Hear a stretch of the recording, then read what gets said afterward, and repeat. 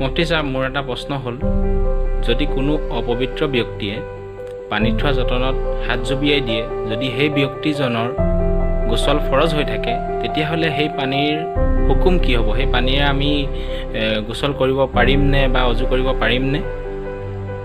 নিশ্চয়। যদি সেইজন ব্যক্তিৰ হাতখন নাপাক হৈ থাকে, অপবিত্ৰ হৈ থাকে, তেন্তে সেইজন ব্যক্তিৰ যদি হাতখন অপবিত্ৰতা হালতো যদি পানীৰ যতনত হাত জুবিয়াই দিয়ে, তেন্তে নিশ্চয় সেই পানী নাপাক হৈ যাব আৰু আমি সেই পানীৰ দ্বাৰা বাকী হাচিল কৰিব নোৱাৰিম।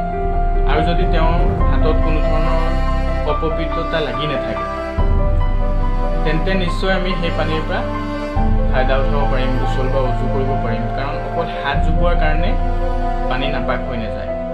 হাতত যদি ময়লা লাগি থাকে বা হাতত যদি নাপাকি লাগি থাকে আৰু তেওঁ এইটোৰ ওপৰত কোনো সন্দেহ নাই, তেওঁৰ এইটোৰ ওপৰত যে মোৰ হাতত নাপাকি লাগি আছে, তেন্তে নিশ্চয় সেই পানীৰ দ্বাৰা আমি ফায়দা উঠাব পাৰিম আৰু সেই পানী আমি অজু বা গোচল কৰিব পাৰিম। এই মাছলাটো হালবি কবিৰ নামৰ এখন কিতাপ 152 নম্বৰ পেজত লিখিছে। আৰু ফটোৱাই কাজী খান নামৰ এখন কিতাপ, যিখন ফটোৱাই এখন মচহুৰ কিতাপ, 15 নম্বৰ পেজ আৰু 1 নম্বৰ খণ্ডত লিখিছে।